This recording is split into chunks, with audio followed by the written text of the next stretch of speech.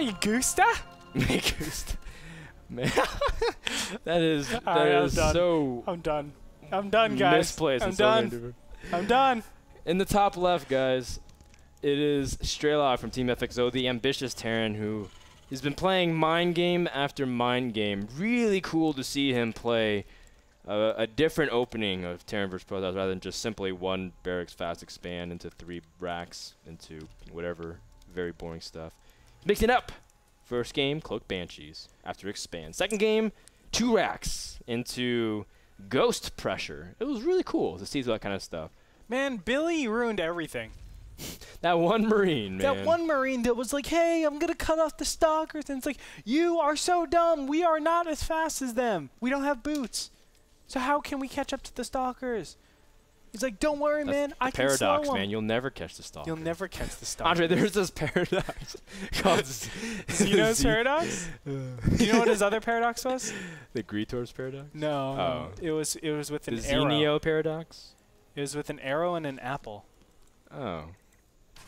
I feel like this. I feel like I watched that in a Robin Hood cartoon, but I don't think that's actually what you're talking about. His other paradox was that if you aim for the apple, you'll never hit it, but if you don't, you will. No, actually, it's that. Because that's what happens, man, when I throw rocks. There's an infinite amount of points between when you release the arrow and it actually hitting the target, the apple. Is it infinite time? Yeah, well, there's an infinite amount of positions. All right, man. And Infinity, they didn't understand this, but Infinity, they thought, could never be exhausted. Therefore, they never actually hit each other. Or there were one. Are we talking about Infinity, like how we always think a Marine should eventually run out of bullets, but he never does? Correct. Is that what you're talking about? Correct. Oh, okay. So that was actually the hardest thing like to fathom in there's StarCraft, an infinite amount of points between the time you release it and the time it actually hits the apple. And because there's an infinite amount of points and Infinity can't be exhausted, that the arrow will never reach the apple. That was one of the hardest things for me to realize in StarCraft 2 when I was first starting to play it, or even StarCraft Brood War, is like that units had infinite ammo. And I was like, all right, I'm getting Marine rushed, but they got to run out of bullets sometime, right? And then it's like, oh, okay, they got into a bunker. I'm like, all right, they can't possibly shoot me anymore, right? And I'm like, wait, what? Don't you have to go home I'm like recharge? playing Protoss and Brood War, and I'm like, I have to pay for scarabs, and I'm like, this is not fair. I'm gonna play Terran. And that's why I play Terran and Brood. That's why I play Terran and Brood War. Oh really? I'm so sorry, Frodan. I am so sorry. I played Terran as well. They were not good times. It felt like, for a very long time, it felt like how StarCraft is right now. Terran not doing well. That's okay. Strelok has managed to take a game off Hero, and if I took a game off Hero, I would take it to my grave. And I think both these guys have played really cool series thus far. Hero made really cool crisis management decisions. Yes, he got EMP, but still managed to salvage everything. And it's always the small things, you know, making sure he doesn't get dropped again on Cloud Kingdom after seeing the aggression out of Strelok in game number 3. And that's kind of why he picked Cloud Kingdom too, because you can defend the 3 bases accordingly. Now it's Ohana, Andre. Do you like Ohana, Terran vs. Protoss? Terran hasn't won on this map against Protoss. Why is Strelok picking it? I would say no, I don't like it.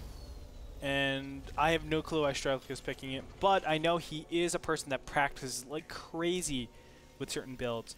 But the one thing about Strelok is he always says, I'm not preparing for this set of builds, and I'm just going to go for it. I'm going to be bold. And in this position, if any 3-gate pressure, any 7-gate, or 6, 7, 8-gate pressure came, he's dead. Yeah.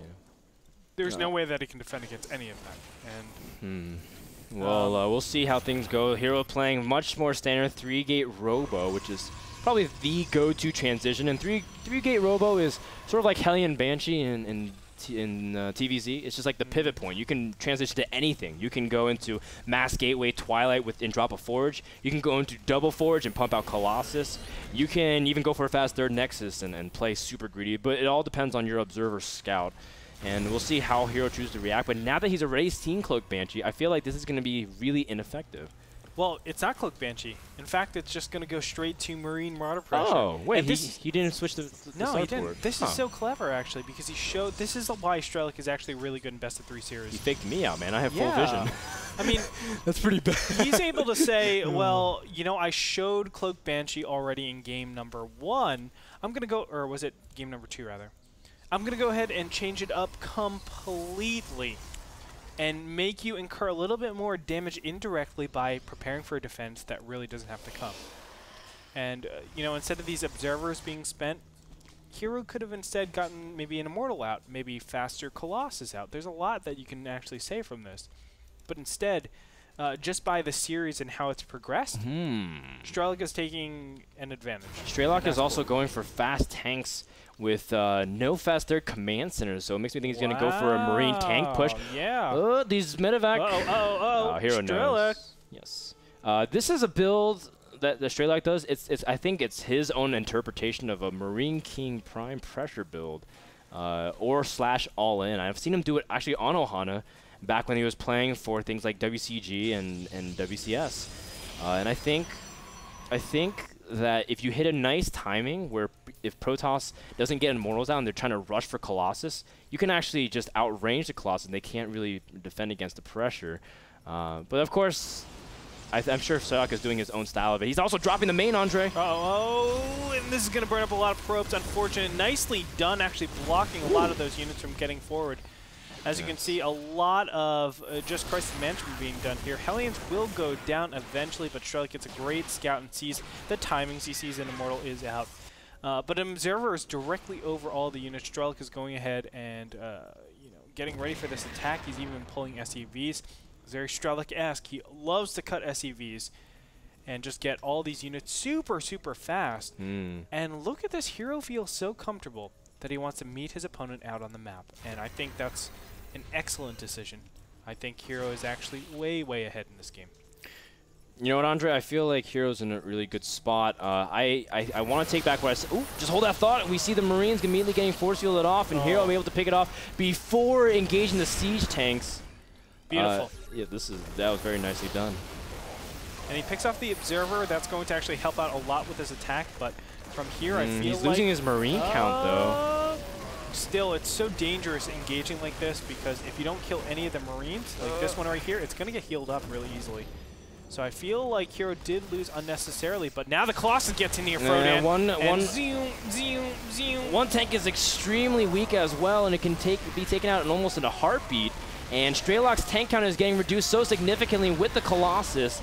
And Andre, this is what I was saying. I feel like Strelok's push here was not being able to get enough ground space. Even though, yes, if you kind of lodge yourself down the ramp, the tanks can hit an incredible amount of space. But this push from Strelok is not going to be anything useful. And from here, I feel like Strelok has already lost a big advantage with what he was able to do early on. He committed so many SCVs, too. Yeah, he's super far behind right now. And, oh, he's accidentally loading up. Oh, no, Frodan. But Hero is kind of pushing in unnecessarily. Kind of weird. Oh, nice little drop micro. That was kind of awkward. I feel like... go ahead. I feel like Hero thought that Strelok didn't have anything back at home because he saw SCVs. So maybe... I mean, that one tank was actually pretty clutch, to be fair. But what were you saying? From here, I feel like Strelok is so far behind because of the upgrades, actually. We saw a double upgrade going down the bottom right-hand corner. He's even getting shield upgrade, which is actually super cool. I love shield upgrade. But the fact of the matter is, I mean, Strelok is just super, super duper far behind. And somehow Hero is a hacker. Oh, how does he know? What the heck? Really? Oh, my goodness. Snipes off the medevac and swats down that fly instantly. Man, that's like... How do you even know? It's like if you're able to like pinch a mosquito in midair without even looking out of your peripheral vision. That was awesome. With chopsticks. Heroes, sensational, man. Sensational! It's that sixth sense, man. And now Strelok is still behind in workers. Heroes still pushing out Immortals very aggressively while getting up upgrades. Again, just like you said, double forge upgrades, but going for armor shield, something you don't see all the time. Now Hero has a third base coming up, and his Colossus count is still is starting to get pretty scary. But he's also adding in a couple Immortals to handle the tanks. this is kind of cool. You know, just not you know, depending on the Colossus, kind of waning off of it and saying, you know what, I need a more stable ground army. Once it gets charged, Immortals, Templars, there's nothing that Marine Tank can do. That's right. I mean, everything about Hero is awesome right now. He's really exercising his advantages as much as possible with his slight economic advantage that he already has, but he'll be having in this third base. You know, he's getting all the essential upgrades as well. The Templar Archives is actually so important because the Archons that'll come out of that is actually really valuable in this situation because you can't be kited really. And the space that he's taken as well is really important. Now, needs to be careful here, but I think Hero is in a great position. All right, well, here come the SCVs, Andre. It's all or never. And, it's now or never. What I say all or never. That's not how this... You did all or nothing and now or never. I combined O-Town with Bon Jovi, man. That's basically what I did. 'Cause I want it all. But we're going to see whether or not Strelok's going to be able to do this. Tanks are in a nice spot. If they can protect it, but the charge lot are now able to get into the fray. Tanks are trying to focus down, but the Immortals absorbing everything. Colossus drops, but it doesn't even matter because Strelok's army is crumbling, even in Archon Incorporation. Very nice play from Hero as he is going to be able to seal the deal. GG, game number 3 taken by Hero as 25,000 points are now secure, safely snug, back where they belong. Coolio. 96% of people said Hero. Yes, sir. And that's what they got. It was rice or thin. Yeah, he barely pulled that one out, man, but I think it was really good. I think it was really good. And I do want to commend Strelok for trying to change it up. His 3 different builds shows variety in this play. It's not just bio, Mass Marauder, and kind of Ghost Viking whenever you feel like it. That's kind of the play kind of gotten stale. A lot of people kind of argue TVP is kind of becoming very boring in StarCraft 2. I disagree. In this kind of scenario, you can see different kind of builds, and you can see how it will work against a lesser player, but a player against Hero, like Hero, that's the reason why it wasn't successful. So it's not against Strelok. We think Hero played really well. I do too. And I don't think TVP is getting stale. Just for I know. Well, some people made an argument on the blog post very publicly. I like TVP a lot as well. Thank you so much to Epson, the number 1 projector brand worldwide. Check them out at epson.com. Guys, when we come back, awesome subscriber exclusive content will be coming. Lauren will be joining us on the set as well. So much cool stuff, as well as our last news of the day, Hawk versus Hasselwab. Don't go anywhere. We'll be back in just a few.